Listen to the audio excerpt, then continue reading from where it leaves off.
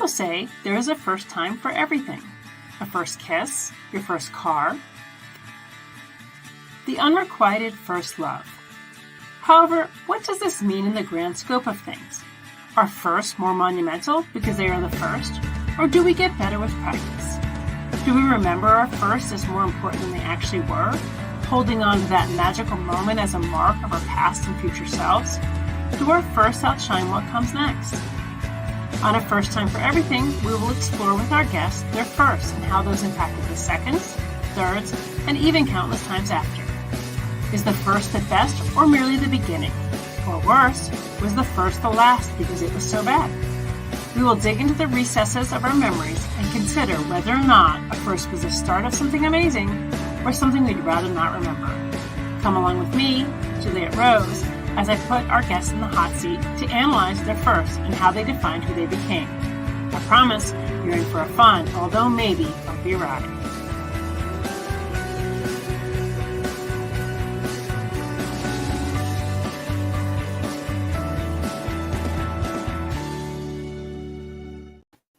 Hello again, everyone, and welcome to A First Time for Everything. I am your host, Juliet Rose, and we are talking tonight with Bobby Nash. And actually, Bobby and I have come across each other quite a few times. We've been in a lot of events together, so it's really awesome to have you on tonight. And Bobby, why don't you go ahead and tell everybody a little bit about yourself, what you write, and then where people can find you. Okay. Well, it's fun. Yeah, we've done a number of events, where we've both been guests at events, so... Yeah, this will not be our first conversation. So see, I tied it in there. I'll do crap like that all night. Sorry. I'm Bobby Nash. I write all kinds of stuff. I do a lot of crime fiction, thrillers, mysteries. I love to kill people, as you do. I also do a lot of work for hire. So I work for publishers, either with company-owned characters or for anthologies or for books. So I play in a lot of different genres based on who I'm working for or who's looking for what. A lot of comics, novels, short stories. I also do audio. I've done some screenplays. So I kind of bounce around. I get to do some media tie-in stuff, right? Some of the characters I grew up reading and watching, which is always just a blast. And yeah, so that's what I do. I also dabble a little bit in art and acting, but the writing is kind of the day job, the thing that keeps me the busiest. Yeah. You can find me at bobbynash.com. There's links to everything else on there. I'm on almost all of the social medias, and yeah, I'm out there. It's not hard to find me. Very cool. And you definitely are an amazing artist. I have to say that. I'm like you. I write and I'm an artist, and I definitely appreciate the art that you do. I'm always a little blown away that when you just sketch out something and it's that was my grand dream as a kid. That was what I wanted to do, was being a comic book artist. There was no thought of writing or anything like that. That's what I wanted to be. But my art is good enough to doodle and sketch and things like that. My art is not quite at the level to do really good storytelling panel to panel to panel. Okay. I lose something there. I can do I can draw enough that when I'm working with an artist, I can sketch it out and go, something like this, only, better. Right. So that helps. And then, but it's fun. I do the little sketches and the bookmarks and stuff like that. It's just something that kind of winds down my day. I can just relax, and because I don't sit still very well.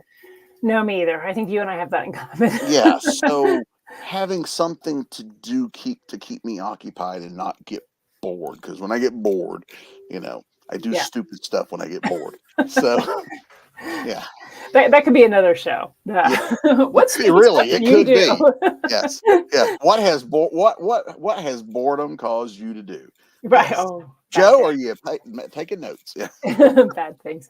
Real quick, Anita said hi, and then Jessica Nettles joined us as well. Hey, Jessica. Hello. Hey, Anita. Good to hear from y'all too. Well, that's actually kind of a good lead into my first question, which is, when did you first know you wanted to be? And I always kind of leave this open, so it doesn't have to be a writer, because maybe you were first interested in being a comic book artist or creator. So when was that first kind of like on your radar? And then what did you do with that? I was young. I was God, it's easier for me to keep an age range because we moved when I was 12.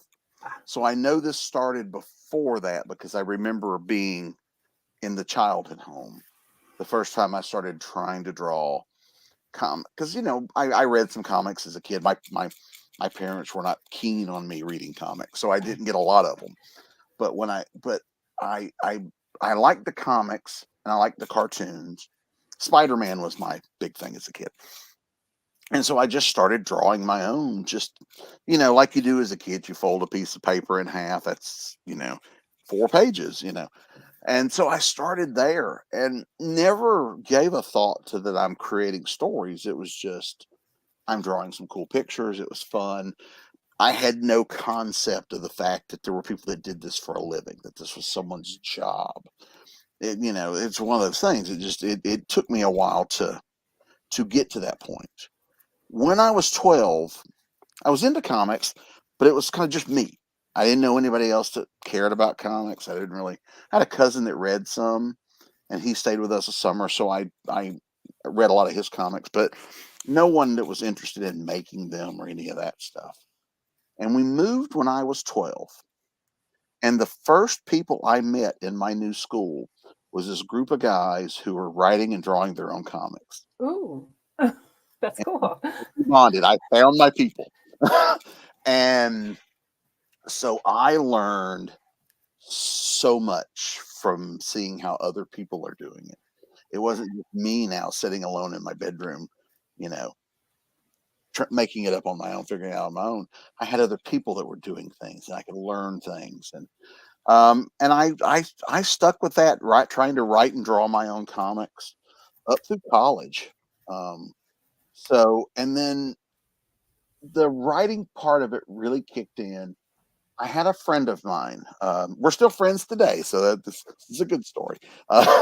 He sent me down. He goes, and I guess I was in the mood to hear it. He says, "I've got he gave me the tough love speech."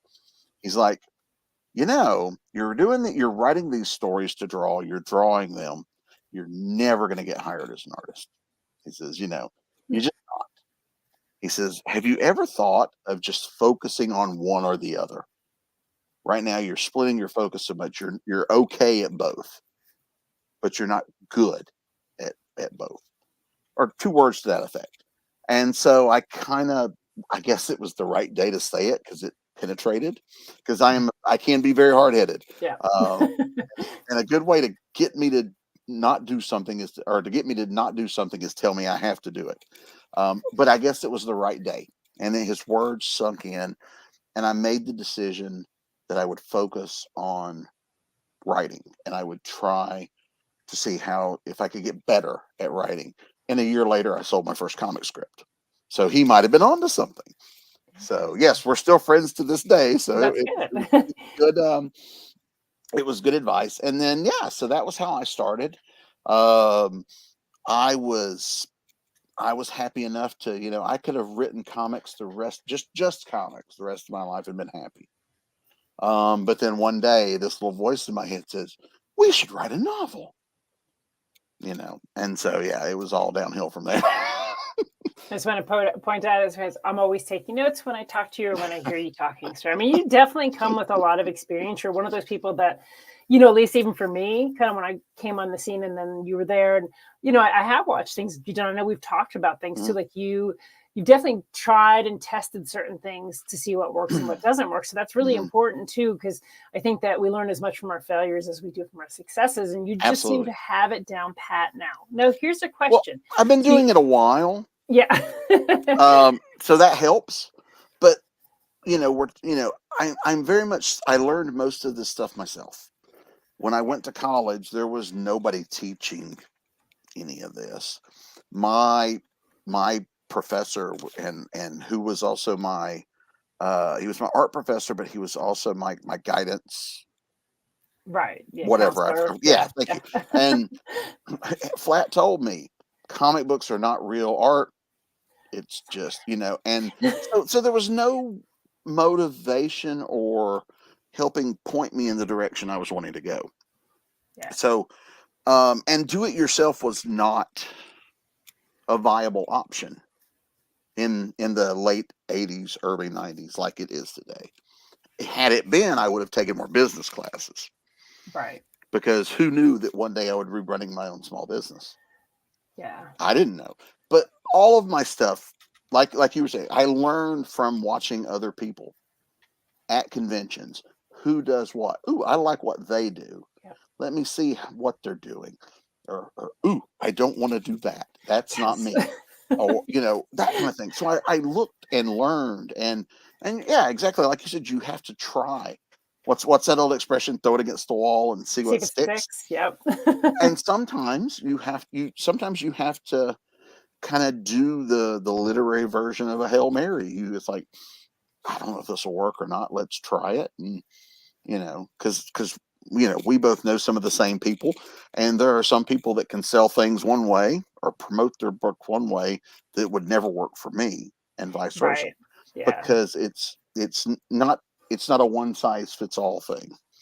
But yeah, but it's great. I think we have a great little, especially like in our little general area, those of us that see each other a lot, there's a nice little community where we're open to talking to each other. I say, wait, Definitely. did this? Yeah. Did this work for you? There's a lot of that, and we have those kind of conversations. Absolutely. And like I have to, learned, and I guess there's that kind of, you're talking about that one thing, but the one thing is like, you lose all the games you don't play. Well, I mean, Hmm. it's true, you have to try things, but sometimes you can try things by seeing other people try them, and then Oh yeah. did it work for them? It doesn't fit my personality. Like, I'm introverted, so I'm never going to be like the, Hmm. hey, like they kind of carny, you like Yeah. yelling at people walking by. It's never going to work for me, but I have seen things that have worked for people. And so like, it is a lot of just having a really supportive author community that you can be like, hey, that worked for them, or he's doing that and I like that. I mean, I loved your stands. I was sitting there Mm. trying to put on my books, and then I saw you the one day with all the stands, and I thought, ooh, and I remember I asked you, I said, where'd you get those? Yeah. And I've used them. And I've actually had other authors be like, hey, where'd you get those? So it's like, it's that kind of way of trying things out, what does work, what doesn't work, and being Hmm. okay with a failure, because Oh again, yeah. it's still, you're learning through failure. So Exactly. And you can do things that are fun, enjoyable, and still not consider it. Like, I've done shows, or literary events or signings or whatever, that were, from a business standpoint, were utter failures, yeah, but I got something out of them. I right. met people, or I had a great conversation, or just something. So there's a lot of stuff that it's not all just about how many books I can sell. Sometimes it's meeting people or having conversations with other writers. And I love talking creativity and all this stuff. I come away very energized, ready to create after an event, where I've talked to other people. Like when we did the one last month at was it the Independent Bookstore Day, where Oh we were yeah, outside in crazy the book wind lady. tunnel. Yeah. Yeah. And me and you, Jessica was also there, Yep. and but it was great. We all kind of had this little back and forth. There was a lot of talking and the slow bits, and but I come home from those things, whether I sold books or not. But I spent time being around creative people, Sure. Yeah. so I'm ready to. It kind of energizes me. So those are some of the bonuses that I take away from doing those. Yeah. And the thing is, like, I think a lot of authors that maybe kind of are starting out get really frustrated and write something off too quickly. And like when I Mm. first did it, I wrote Stacy at the Crazy Book Lady very early on. I think it was one of her first book signings. It didn't go well. I mean, I think I sold maybe a book, and I think the guy Hmm. worked there. So not a great experience. However, I really liked talking to Stacey. I love what she's doing, and we kept communicating. And then I went to the first Independent Day event, did great. And then, what you learn is my book signings there don't go well. Nobody knows me enough in that area. But Hmm. when I do the events, I do extremely well. So like, Right. you have to say to yourself, it's a stepping stone. It's not the end. So like, maybe you have a book signing and nobody shows up. You don't write that off. You don't write that store off, or you've Hmm. made a connection, Right. appreciate it and move forward. You're Yeah. really good at that. And Well, just, we did one at the Crazy Book Lady, like 2 weeks before Independent Bookstore Day. I was going to do a signing. Same thing. Signings are rarely successful if it's just yeah, I'm doing a signing. But what we pitched was, I invited 3 other authors, and we right. made a panel out of it. Bring your questions. Yeah, And we had people. We had a room full of people. It was right. great. So yeah, you have to come up with different ways to put yourself out there, to put your stuff out there. And but It was a hard learned lesson for me. I remember when I first started, I would go to, because I started with comic conventions because I was doing comics at first. Right. And I would go and I would have it in my head, if I don't make this much money, this show is a failure. And I would spend all of my time focused on selling and making money. And I was missing out on the connections and Right. talking to people. And Right. I don't remember exactly what triggered the change. Someone probably said something or something. There was some epiphany moment where I realized that conventions and events are part of my marketing, Right. part of my promotion. Whether I sell a book or not, someone leaves with a postcard or a business card or swag or something. Yeah. And I do sometimes see spikes the next week because, oh, they got paid at their, they Right. get the Yeah. paycheck. And like, oh yeah, I want to get that guy's book. So once I learned that, I started having more fun at events. I was not as tense. And then the miraculous thing was I sold more because I wasn't as tense. Right. I was more approachable. People were, Exactly. because I'm not the hard sales kind of guy. And so, yeah, so it became a great, people were more open to coming and looking because I wasn't going to browbeat them into buying a book. Exactly. So yeah, so that helped a lot. So yeah, but Yeah. all hard learned lessons. You have to You do. And sometimes, like I said, I've been at events where I've been with multiple authors and I've seen maybe somebody that's browbeating somebody. You see that it doesn't work and maybe they'll buy the book. And I always say that maybe they will buy your book because they just want to get away from you. But that doesn't mean that they're going to read the book or they're going to like the book or they're going to follow you. What they've gotten is a bad taste in their mouth. So it's better to just be like, hey, and have a chit chat and have them go on their way because they're going to remember you. Mm-hmm. It was really nice. Yeah. I have sold books. I have had people come to my table and go, man, I see you at these things all the time. Let me get a book. There must be something to you. Yeah. To your work. I know you. You're here. Yeah.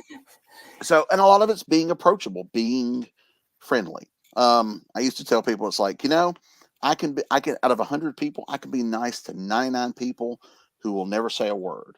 But that one person that catches me on the bad day, and Bobby Nash is a dick, is going to be all over the internet.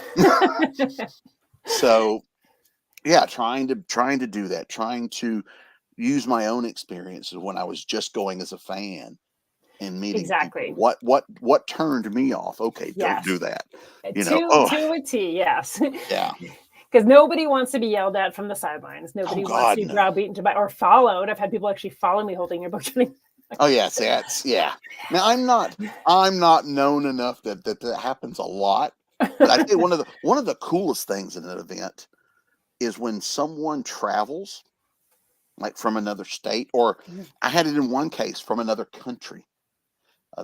A fan of mine, as a friend also, we talked on the podcast a lot. He and his wife came over for a Doctor Who convention here in town. And he showed up with a box of books of mine to sign that he put on an airplane and flew all the way from England to get signed. That's pivotal. That's right awesome. Yeah. That's pivotal. People have put effort, and that really kind of gets you, because, as cool as it is, you come to my table and buy something. You put effort and thought into tracking me down and getting me to sign. That's really cool. That is super cool. Let's see. We got a message. Let's see. Bobby's one of the best engagers I've ever met. I was so impressed by his presentation, his demeanor, his candor. I agree. I mean, I met you, Bobby. I can't remember when the first event we were together. I want to say it was Dahlonega. Was it the Baron Square? It could be. Cons and events run into one big one for me. So I remember what happened. I don't remember when it happened. But I want to say it was probably Dahlonega, but I could be wrong.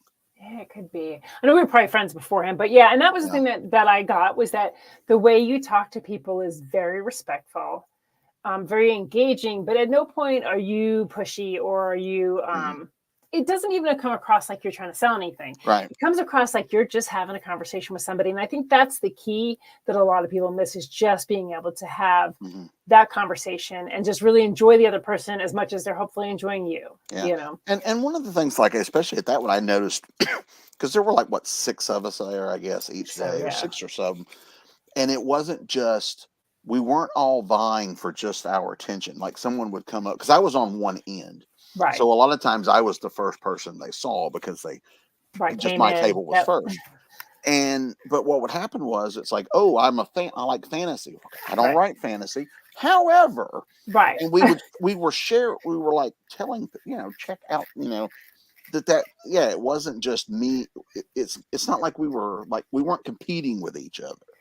Yeah, and we all did well, and I think that's a big part of it, is like, because we weren't competing, and the person that came up wasn't feeling this weird, like, kind of being tug of war. Like, they weren't being pulled back and forth. We were like, if they didn't like what we had, we offered them. And good things, we did have kind of every genre covered, I think, that day. So be like, oh no, but Bobby does, or no, but Ben does, and it really did help. And I think they felt comfortable and they spent more. So, like, I think that's part of it too. One of my frustrations at shows sometimes is when you have somebody who is, somebody come up to your table and they're yelling at them from from their table to your table. What they don't realize is that you're putting that person in a really awkward position, because now all of a sudden they're just like, now I don't want to do anything. I'm comfortable. So I think just being that supportive person and saying, oh, I don't sell that, but they do. Yeah. And that's at the Crazy Book Lady. I asked people, so what do you write? So that when somebody came up and said, I love fantasy, I don't write fantasy, but she does. Like, that really helps. Yeah, but you never want to try to grab someone when they're at your neighbor's table.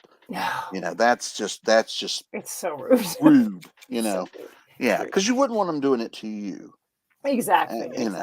But but that was one of those things that, like I said, that was an epiphany moment where I realized that, what, you're at the con, your job is to be at the con and engage.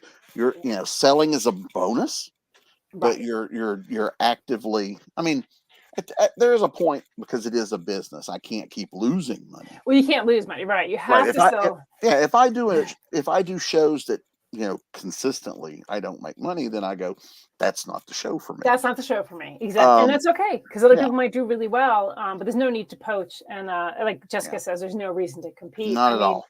If you're at a show and you're feeling you're having to do that and you're not making sales, again, it might not be the show for you, because not every show matches your clientele. Exactly. Okay. Yeah, and we we get to know our neighbors. Like at independent bookstore day, Jessica and I were next to each other, so it's like if one of us had to step away, we kind of take care of each other, making sure nothing blows. Like in that day, nothing blew away. Everything was we could have all ended up in Oz that day. There a few times. Yeah.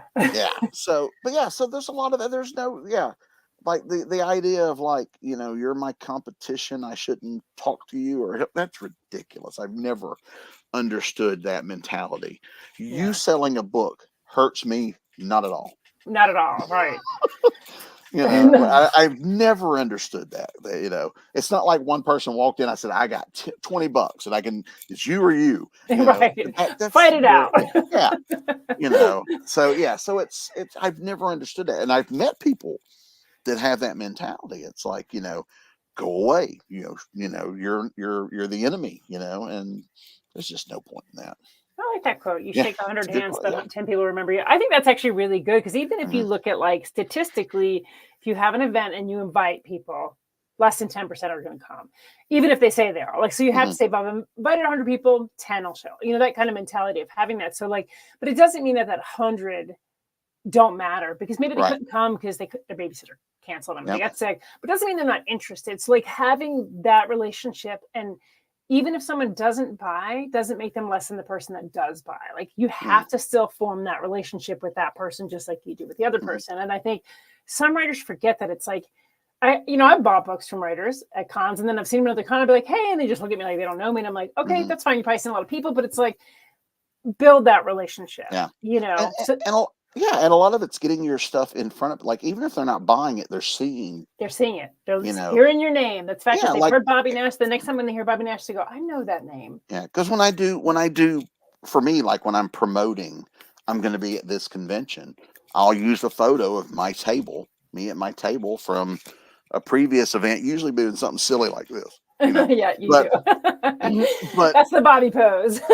yeah, and so but even if you don't go to that show and you see the ads, you've seen me, you've seen the books, you know, Right. and go, oh my God, that guy wrote Zorro. You know, I'm a Zorro fan. I didn't know there was a Zorro book. You know, Exactly. Yeah. that guy, you're just putting it out there. Like you can do a lot without actively trying to like browbeat people into buying by just being there. And I By think, being there. you know, Yeah. sometimes I have good success with that. I like this too. There's a rule in marketing that says it takes 7 times to get that first sale. And I think that's valid because, like, again, they might not buy it this time, but I've actually had people that I've seen at one event and they came up and chatted with me and then they went on their way and then saw me in another event and said, oh, I remember you. And then they bought the book that time. Now, if I had been a turd at that first event, they weren't going to come back and buy that book. Exactly. Yes. Yes. Something about either your conversation or the cover of the book or a combination of both sat with them enough that, Right. you know, yeah. And when they saw you, it wasn't, ugh, it was, oh, you know, so you made that connection because I'm terrible with names. That's the one that always gets me. So people come up and start talking to me, and I know I've met them before. Like, hey, you. Yeah, but you know, they've also got this distinct advantage. My name's plastered all over this stuff. Yeah. And so I try to be honest, like, you know, I don't know your name. I'm so sorry. But because there are some people I see at cons for years and years and years, and I've known them for like 15, 20 years. I couldn't tell you their name to save my life. Right. But I remember our conversations. You know, You but recognize them. Oh, I remember I yeah, saw you at such and such, you know. So it's yeah. part of the reason when I sign a book, it's like, how you spell your name again? Exactly. Yeah. Write it down for me. Yeah. All Turn right. your badge around so I can see your name. Oh, why do the badges always flip around backwards? I swear, every con I go to, no matter what it is, the badge is always backwards, no matter how And I then put it on. if you take it off and flip it around, even It's the still, lanyard, it still does it. it still does it. Yeah. You don't need to know my name. So let's kind of go back to like talking about your first. And so, what was your first book that you published? The first, I did some like comic stuff where I worked on other people's stuff. I don't know if you want to count that. It was like local stuff where I would do, you know, I did a story for in the back of their book or something like that. Or I did the first thing that was all me, I guess, that was published. I did some in 1992. I sold comic strip. I was hired to draw a comic strip for a kids magazine, which was a supplement to the newspaper and came out once a month. Ooh. Well, at first it was a standalone magazine, but it became a supplement to the. And I did 1 to 2. There was a short time there, a few years where I did 2 comic strips, but I would do at least 1 to 2 comic strips a month, and I did that for 12 years. Oh wow! Yeah, and I wrote and drew those. So yeah, I was still in that. I'm going to try to draw to spite these people. You know, but I did the one that lasted was a 1-panel gag strip where I had turned my family into comic strip characters, Uh-oh. and well, they thought it was funny. My mother didn't at first, so my dad and brother, the characters kind of were like them. The mother was not like my mother because she was not. But then later she got to going like, wait, why doesn't she look like me? And I was like, well, you remember.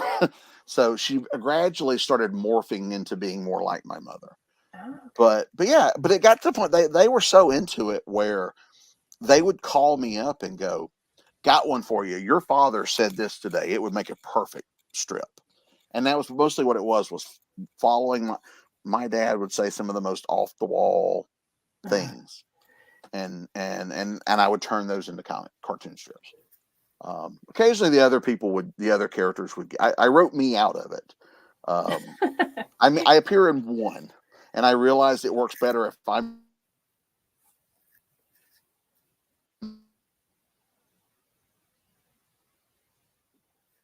Not sure if Bobby froze.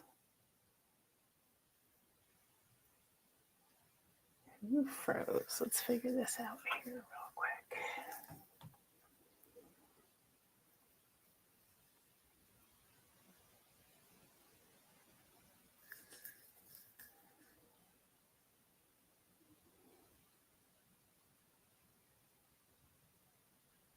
Am I back? Yeah, I think we got Oh, you. okay. We're having storms here, and it blinked. Yeah, that's Sorry. yeah. I had that the other day. I was for going to eat now, and I couldn't even get on. So I was just like, please, Yeah. I'll be there soon. I wasn't sure if I was frozen or you were frozen because that's how it works. I'm like, am I frozen or is Bobby Yeah. frozen? No, So, it kicked me out. I had to turn it off, turn it back on. Sorry. Yeah. So I don't know how far we got, but yeah. Okay. Next yeah, question. we're just talking about the comic book strips, and you said you wrote yourself out, but you were in one of them, and that's when Yeah. you're frozen. Yeah. Well, it got to the point where my parents would call me up and say, hey, your dad said this today. It would make a perfect strip. And so, yeah.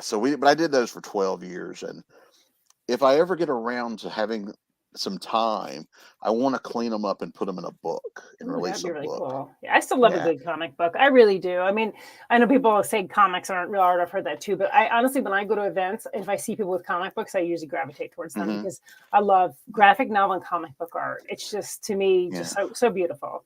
Comics were my first love, literary love, and I still write them to this day. I write them as often as I can. There was a few years where I wasn't doing any comic work. It just wasn't coming my way.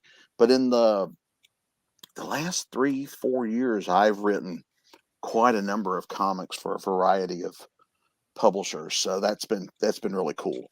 I believe it. I think there's really a resurgence of comic books right now. I Yeah. mean, there's just such amazing work being put out that it's kind of put its foot back in the door and be like, nope, we're here to stay. So kind of like skateboarding did years ago, like kind of went away, then it came back and it came back bigger. I feel the same way about comic books. I feel like it's really because I think most people, when they think comics, they think Superman, Spider-Man, Batman. right. But there are a lot of comics in other genres, like crime. I love crime comics. There's a lot of good crime comics. Some of the ones I wrote. I wrote a 6-book thing for kids, but it was crime fiction Ooh, okay. set in historical events. And I so, like like the publisher gave me the events, and so I had to write a crime story around, that impacted the event, or the event impacted the crime. So stuff like that's fun. I do the superheroes like everybody, um, action, adventure, sci-fi, whatever. I have a ball doing it. So I will write comics as often as I can. That's cool. Yeah, I don't So draw them, but I you will write write them. them, Yes, yeah. I will write them all the time. So what was your first novel then? So when you shifted from comic books to novels, what was the first novel that you wrote? Well, the first one I wrote was called Earthstrike Agenda. And it was technically a novella. I think it ended up being like 20,000-30,000 words. Okay, yeah. It was horrible. Oh no. It was absolutely awful. But I liked the plot. I liked the characters. I didn't have any training. I was making it up as I went along. But I finished it. And so finishing it gave me the incentive to try it again. And so I wrote what became my first published novel, which is a book called Evil Ways. As you can see, sorry, Yep, on behind the me screen. actually, there's one there in the corner too. But Yep, it's in the corner. yes, one in the corner, that's the second cover. The one on the wall behind me is the current cover. After 10 years, I changed the cover. That's actually the third cover, the very first publisher.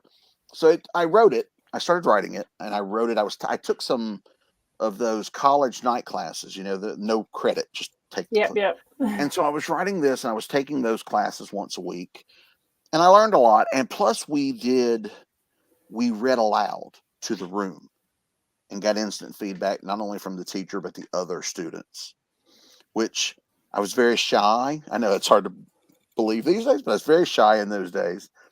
And it absolutely terrified me to read in front of them. It's so funny. I used to read like this, like I would hold it and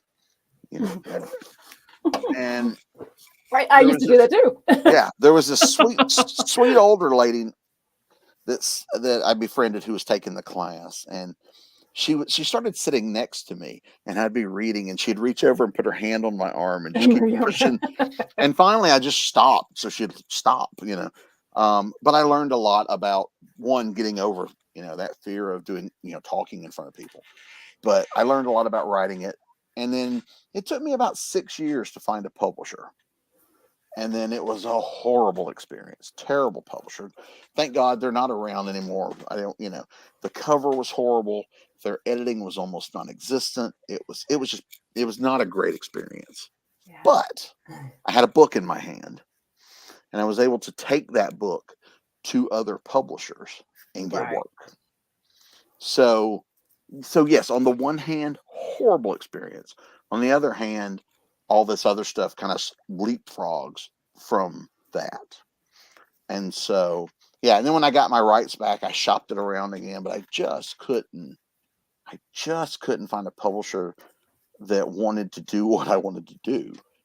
Mostly we argued over covers, because the cover to that first one was so awful. The book's called Evil Ways. It is a suspense thriller. We're killing people right and left. And they asked what I wanted for a cover, and I designed something with red and black and leaves, and and I sent it to them. What they published was a brown cover with tan and pink polka dots on it, and Evil Ways in tiny pink letters. And my first reaction was, "What the bleep is this?" Yeah, that doesn't sound right at all. And it did not make selling the book easy. Right. Ignore the cover. That's not what it's about.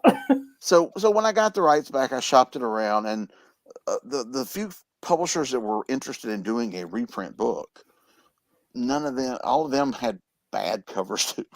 And I was just like, no. I was like, it's a deal breaker. And so that was the first book I self-published. Okay. So was getting it back out. I had no intention of being a self-publisher beyond that. But then later I wrote a sequel. And then I wrote another book that uses the same town. So I'm like, okay, I should publish that one too. Right, and then it starts rolling from there. So so I have my little Ben Books universe in addition to stuff I do for other people. So The Evil Ways was the first published work. I did eventually go back and rewrite Earthstrike Agenda into like a full-length 100,000 word novel, which worked much better than the original. But yeah, that first one, what's that? Everybody tells you that your first one's always pretty bad, or your first attempt is always pretty bad. And in my case, that's the truth. The original Earthstrike Agenda was awful. Now is that out now since you went back and rewrote it? Oh yeah. That was the second. Okay. That was the second book. I did it after Okay. No, I did Deadly Games after Evil Ways, and then I went back and did Earthstrike Agenda. I think that's the order. Yeah, one of those. It was either 2 or 3. Okay. But that. Yeah, I love telling this story because I always get kind of people laugh about the cover story about Evil Ways, and my mother put a copy of her copy in like a shadow box and hung it on her the stairwell, along with some other stuff when you go up the stairwell. Right. And after she, when I eventually, like, I live with my dad and I are roommates now. So because I take care of him because she's gone and all this, and so every night when I go up to cook him dinner, I have to walk past that cover on the wall. Oh, the cover's still there. Oh, it's there. It's in that box. Oh yeah, everything's where my mother left. Nothing gets moved. And so every night when I go up to cook him dinner, I have to walk past that damn book cover. That's so funny. But it keeps me humble, I guess. But yeah. That's awesome. So how many books do you currently have now, including anything, like whatever you have out there? What do you have total in your portfolio? Okay, normally I don't know the answer to this, but someone else asked today. So I actually have this. I have a total of 188 published stories. Wow. Now that's stories. So right, yeah. There's 36 novels / novellas / collections where it's all me. There are 83 short stories in anthologies or standalone short stories. There are, and this is just what's published. This is not counting what's been written that hasn't come out yet. There are 61 comic books / graphic novels. Wow. 5 original screenplays that have been produced. There are short screenplays. 3 original audio scripts that are produced, and that comes to a total of 188. And I only know that because someone else asked me today, and I have a list. that I never think to update until someone asks. And so someone asked today, and so I went and updated the list, and it's 188. That's impressive. Yeah. That's Now impressive. and I don't count. Like I said, I did that one for 12 years. That's Mhm. one. Like I Right, don't right. right. I don't Each count that as individual. right. Yeah. I don't count each month as one. That's one. Yeah. So Wow. That's really cool. Yeah. I mean, I think yeah. you're probably out of everybody I've ever talked to, I think that you are definitely the person that has like the most published work. That what age did you kind of really like, I guess, get it going? Like you knew you wanted to be obviously at a young age, but what age were Mhm. you really able to kind of say, this is what I'm doing now? Well, I graduated high school in 1989. So first I had some stuff published local, like fan stuff, around that time and early. And then in '92, the the uh, the kids magazine. Then that most thing that hampers most people is I went to work. Got a job, and Right. um, Yeah. things slowed down considerably at that point. I was like, hey, I have a life. You know. Then I had got my own place, and it was like, oh, I need two jobs. You know. Yeah. Yeah. And so so things slowed down at that point a bit, but it was also at that time there wasn't a lot of this. I'll just do my own books and put them out. You could do it, but nobody was ever going to see them. Like Right. there was Yeah. no Amazon to sell them on. There was Right. no Barnes and Noble online. There wasn't any of that stuff. So you could sell some at shows, which I did maybe 4 shows a year. You know, Right. Right. Yeah. so I spent a lot of my time putting together submission packets. When you had to carry them to the post office, Yeah. put it in the mail. And so, it's kind of funny when I finally sold my first thing, where a publisher for the first time came back with an interest. It almost kind of threw me off because it's like I've never written more than 3 chapters before. I don't know what to do next, or I've never written more than 5 pages of a comic. I don't know what to do next. There was kind of that panic. Obviously you learn, but yeah, so it was like, because you just get used to like, they don't want it, they don't want it, Right. but you You get know, used to rejection. Yeah. I think yeah, that. yeah, and I've got it's in my garage somewhere, but I have a box because like I said, back then it was all paper. I remember. Yeah. They mailed you rejection letters, Yeah. and I remember I felt so accomplished the first time I got a handwritten rejection letter, Yep. because you were getting form letters. Yep. So but you did something that made them take a minute. To actually And, write something. Yeah. and so there was a lot to learn from doing that. Obviously that's different now. Almost everything's electronic now, which it has its ups and downs. When you're mailing stuff, man, you want it to be, you spend a lot of time, over it to be perfect. Right. And sometimes now that's good enough, send. Yeah. um, but it's tough. But yeah, so there was a lot of that. I lost my train of thought there. Sorry.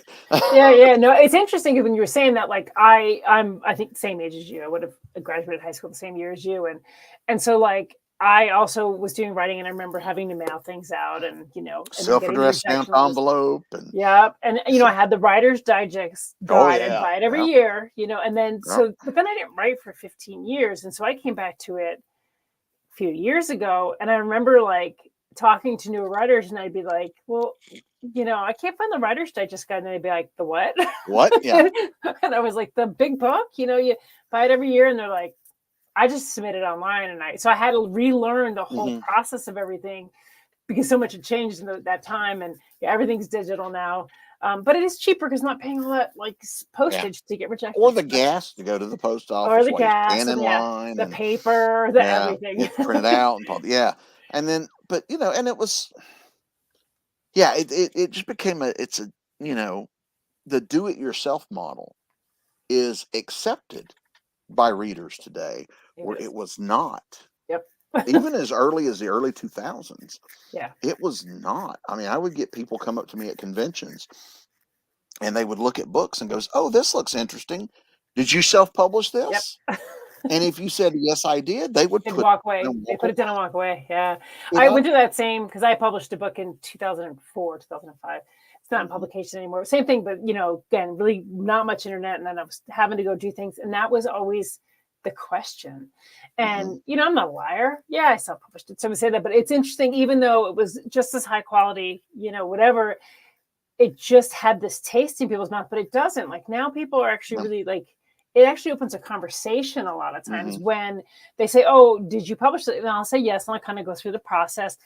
Then they want to talk about it, and that's what I Mhm. wasn't used to. They really are interested. They're like, "Oh, tell me more. Like, how did you Yeah. do that? And what did you do? And I love your covers." And so I think that the world has really changed enough that it's Mhm. no longer like a bad word to be Yeah. self-published. Yeah. It's like they're looking at you now as like you've taken control of your destiny in your own hands. Mhm. And part of me, I do blame is not the right word, but I do think that a lot of these like do it yourself TV shows have helped. Yeah. People are learning how to remodel their own house. Right. They're learning how to repurpose, make furniture, do all those things. You know, and I so we've gotten to this place where yeah, see, it was Jessica saying It was her. She did Jessica. it. Oh, Just gonna and pop we're that. but people have now that we've reached this point, and it's not just publishing. We see it, the remote work thing. Mhm. People have realized that we have some control over things where we Right. didn't at one point. If I wanted to publish a book, I had to either find an agent or find a publisher that would do things without an agent. Right. And if anybody that's ever looked for an agent will tell you it is a painful, demoralizing sensation looking for an It's agent. terrible. It's yeah, there's They seem yeah, and then they seem predetermined to just say no. yeah. I It's tough. agree. It is, Yeah. yeah. But I have 188 published credits. Right. Most of those were not published by me. Just a handful were published by me. I have agents will tell me your stuff's not sellable. Yeah. So, and really, I mean, that what can you say? I mean, what can you do? So, Yeah. Yeah. And I agree, Jessica. Technology has gotten better. I self-published that first book back in the mid 2000s, and it was definitely a lot harder. Working with what I could get. Now everything is just at your fingertips, and even the community has grown. Like I really couldn't find a good community back then to say, "Hey, I'm trying this. Does this work? What did you do?"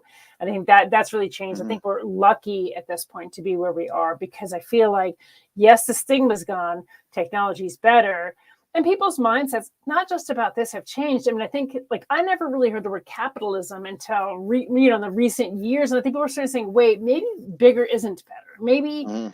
smaller is better. Maybe I should give this a chance." And I think that's helped that mindset as well.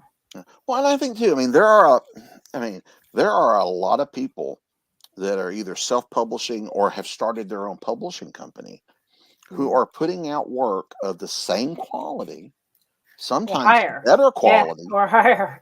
than the big publishers. I What agree. are we down to five now? Big five, whatever it is, 4 or 5. 4, 5, But whatever. two, Yeah, hey, yeah, but two combined. But yeah, but yeah, so I think that helps as well because in the early days, there were a lot of people that just slapping stuff together and you know, so you have to. I mean, we still have to go through edits. We still have to do all the work the same way. absolutely. You can't, and because I've talked some people off this, where it's like, oh, I wrote this at NaNoWriMo, I'm ready to publish. I'm like, no, no, No, you're not. No, you're you're not. ready. You're ready to start draft two. Exactly. Yeah. Get it. Get it right. Get it as right as you can get it. But it's one of those things and I mean, I don't know how if it was for you, but I learned a lot of this the hard way. Learned it by doing it. Learned it by screwing stuff Sure. up. Yep. Learned it by talking to other people, and yeah, but yeah, I am happy that it is more acceptable. Because I started doing it because I couldn't find a publisher interested in my crime fiction. Oh no, you're a comic book writer. You can't write crime fiction. I've heard that. I have been told that. Oh, you're just writing horror stuff. You can't write crime fiction. So I started doing it on my own. Now I've got those same publishers coming up to me. It's like, hey, I need a crime story. Are you available? Yeah. So it's a really odd business. And it's not just people at my level. I mean, we hear stuff like this. Why did what's her name? Why did uh oh she writes the romance stuff, and she started doing crime books. Danielle Steele. Danielle Steele Oh, wanted to write crime novels. Her publisher said, you can't write crime novels. So she wrote it under a pseudonym. They right. got hot. She sold it. The book comes out. It does okay. She lets it slip that she wrote it, sells like gangbusters. Now her publisher's coming to her going, we want more. Right. And I think that's the thing too, is, when you look at, say, the big five or whatever, and you look at the stories that they get and like how they do stuff, a lot of it has to do with what they think is going to sell. Yep. Because, so they'll lock people in to certain genres or things like that. But, readers aren't like that. Like, I don't read just one genre. I read a lot of genres. And so, like, I think to say this person, even like on the pen name idea, well, should I change my pen name? Because now I'm writing this. Well, you're just trying to create a lot of separate things that are going to be hard to keep track of in my mind. Like, I just write it all under one thing, and I'm like, I write everything, and I've never had a reader say that they didn't like that. Right. and publishers, and sometimes I think they shoot themselves in the foot, because like when Stephen King has to sell stuff under a pen name, right? because he wants to write something that's not horror, right? Had he listened to his publishers, we wouldn't have the Shawshank Redemption, which turned into like one of those movies that's on most people's top 10 list. Right, yeah. Had he listened and said, "Oh, I can't write this stuff. I only," So there's a lot of, but you have to convince them. You have to convince them all the time. And that is where, and I think that's what Jessica said too. And those small publishers are awesome for those who don't fit the big five mold. I mean, that's exactly what we're talking about. I write everything. Whatever pops in my head, I write it. And by me publishing myself, I can publish it, where somebody else might put it on the back burner and say, nah, we don't want to. And then, it's still my effort. It's still my time. So I think it's good. That's a positive of being smaller published or self-published, is that you have a little more control over your own work. Yeah. And size, not just genre, size. You want to do novellas? You want to do a novella series? There was a time when, because when I sold Snow, I sold it to a publisher that was only going to do ebooks. They wanted ebook novellas. Actually, they were a music production company, and they were wanting to add ebooks to their thing. It didn't work. The publisher, and they eventually ceased it. But when I got my rights back, I had these novellas, and so I shopped them around because I'd written 3 of them at that point. Right. Only 1 had come out, but I had 3 of them, so I shopped them. And at that point, every publisher I talked to says, nobody's doing novellas. Okay, so I released them myself a few years later, and it wasn't because of me, but a few years later, I'm getting invites from publishers. Hey, we need some novellas. Right. Because what? The readers demanded novellas. Because I remember one time on Twitter, a literary agent's like, oh, we won't even look at books that are under, whatever it was, 80,000, 70,000 words. And readers bashed them. They said, are you kidding? We're trying to squeeze reading in. We want to read, like, novellas are the only thing we want to read. And the advent of this. Yep. That opened so many doors, not only for size, but content. Especially in cities where you travel. Like if you're on the subway, you had to, if you were reading something you didn't want people to know you were reading, you had to find out, you don't want them to see the cover. Put it in nobody the knows. paper. Nobody knows what you're reading on your phone. Exactly. Yeah. Because like one of the first things that spiked when ebooks became a thing was erotica. Yep. Because people could all of a sudden read it without anybody knowing. People that were having trouble reading it on, You could be in church. Yeah. You could be in church reading erotica. And you can do it. Yeah, you can do it. Yeah, and you can do shorter stuff, longer. It doesn't matter. And so so we're at this place where we can do different things.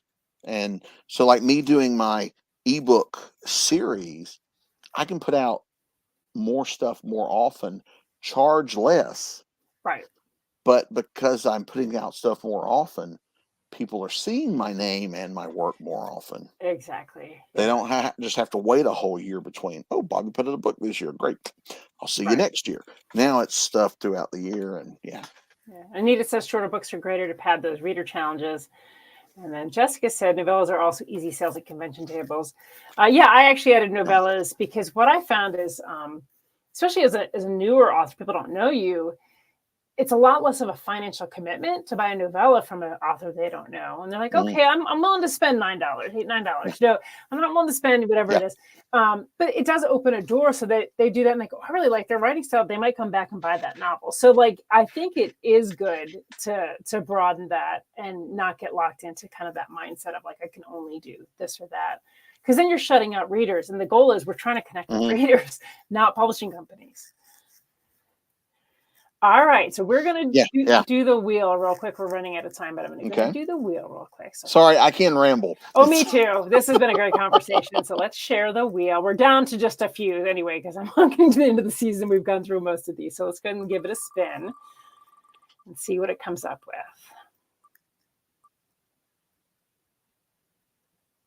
All right, first hobby. First hobby. My first hobby was probably collecting comic books. When I discovered comics, I was hooked. And so I got them as often as I could. My mother was a reader. She read novels. So I did sometimes read some of the stuff because I remember in the 70s, she had the Reader's Digest things. Oh yeah, I remember. Yeah. And so I would read some of those, but comics was the big thing for me. I was enamored of Hulk, Spider-Man, those type of characters. And so discovering all these different comics became a thing. And I still buy and read books today, comics today. So that was probably the first one, but yeah. That's really cool. I was trying to think about mine because I think my first one was probably reading. I was one of those really early readers. I was reading before kindergarten. So like I was just always reading, but also jump roping. I used to jump rope like insanely as a kid. Like I used to ride the bicycle a lot. I was almost 9 when my brother came along. So for like almost 9 years, it was just me. And so I rode. That's probably part of where the imagination came in as well. I would like I'd get home from school, and I remember I'd get home from school and either Star Trek or Batman or something like that would be on. And so I would watch one of those while I was having my snack after school, and then Mom ushers you outside. Yes. And so get out. I would play whatever I had just watched, So I'm a lieutenant on the Enterprise, and so I'm out my backyard's this planet we beamed down to, and so there's a lot of the imagination for me started there, having to entertain myself in the wide open spaces that were our backyard when I was a kid. Oh yeah, that was totally me too. I used to rescue my cats. They didn't really like it because they didn't need to be rescued, but I didn't want to rescue stuff. So I'd run and capture and I'd run with them. So my poor cats. I'll save you. I'll save you. They're just like, please put me down. All right, let's do one more spin of the wheel. Okay. Let's see. And see what we get.